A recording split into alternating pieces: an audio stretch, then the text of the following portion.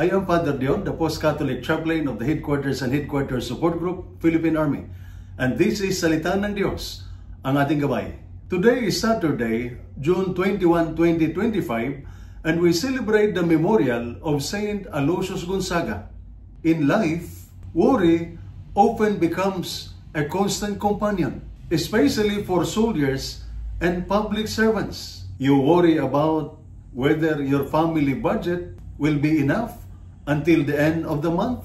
You wonder where your next assignment will be. Will it be dangerous, far from your family? Sometimes you are concerned about your family's safety while you are away.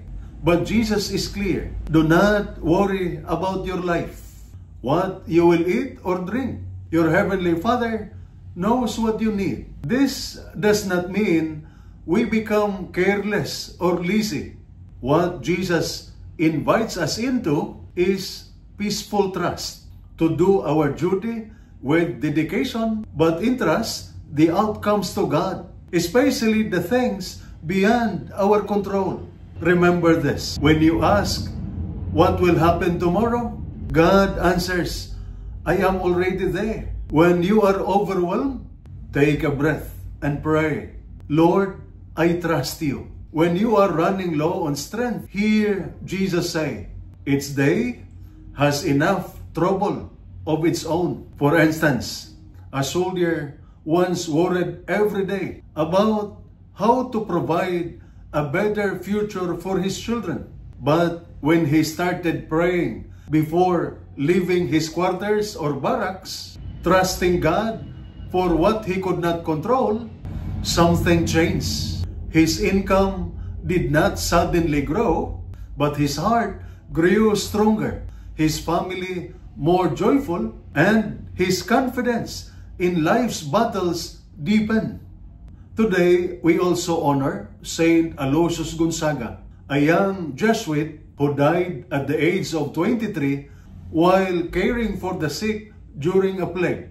Despite his noble background, he gave up a life of wealth and security to serve God with simplicity and faith.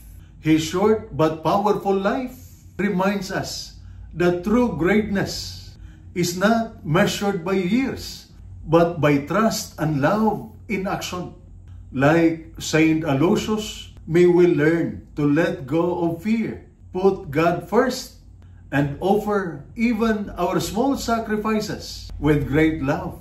And this is Salita ng Diyos, ang ating gabay. Let us pray. Lord, in the midst of my worries and fears, teach me to trust. Help me to do my duty with faith and strength, but let me surrender what I cannot control into your hands. Like Saint Aloysius, may I live with purity, trust, and selfless love. Take care of my heart, my family, and my future. Amen.